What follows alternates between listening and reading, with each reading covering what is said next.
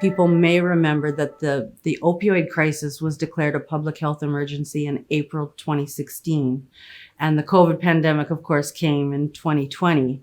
And so over the past 6 months, we have unfortunately seen a rise in the number of overdose events and deaths, both in BC as a province, but specifically for First Nations people, a rise in these deaths and losses at the rates that we saw right at the beginning when the opioid crisis was declared 4 years ago. So over the years, from 2016 to 2019, we were actually making an impact, a positive impact on the opioid crisis. But because of the pandemic, we are now seeing an incredible rise to numbers that we haven't even seen before. So some of the factors of that are because, when we went into lockdown during the pandemic, a lot of the prevention and harm reduction services had to either shut down, reduce their services, reduce access. Treatment centers were closed for a period of time.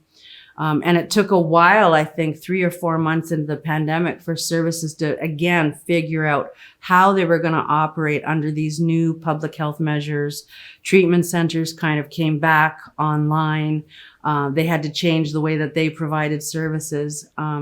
But we're playing catch up now. Again, in the last over the months over the summer, the number of deaths due to the opioid crisis are unacceptably high.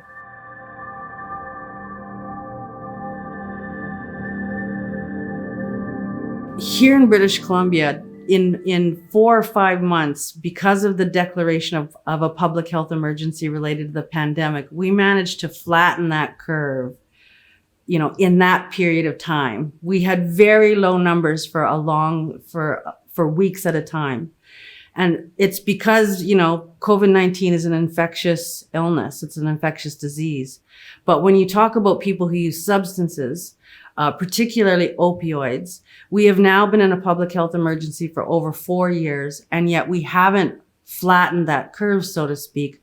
We're on our way up to even higher levels. So it just speaks, to the stigma that surrounds substance use versus an infectious disease, which is, for those of us who work in the area of substance use, is extremely saddening and frustrating.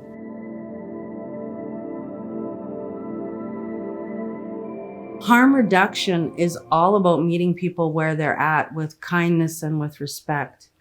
And the whole attitude, I think, that we talk about with these dual pandemics is, with COVID-19, we were, the slogan essentially became, we're all in this together. And when it comes to people who use substances, the thinking is, I'm glad it's you and not me. And so what we need to do is change that with compassion to say, we are all in this together with the opioid crisis. These are our family members, our friends. And we need to, I think, fight that stigma and reduce the suffering and the losses that are related to the opioid crisis.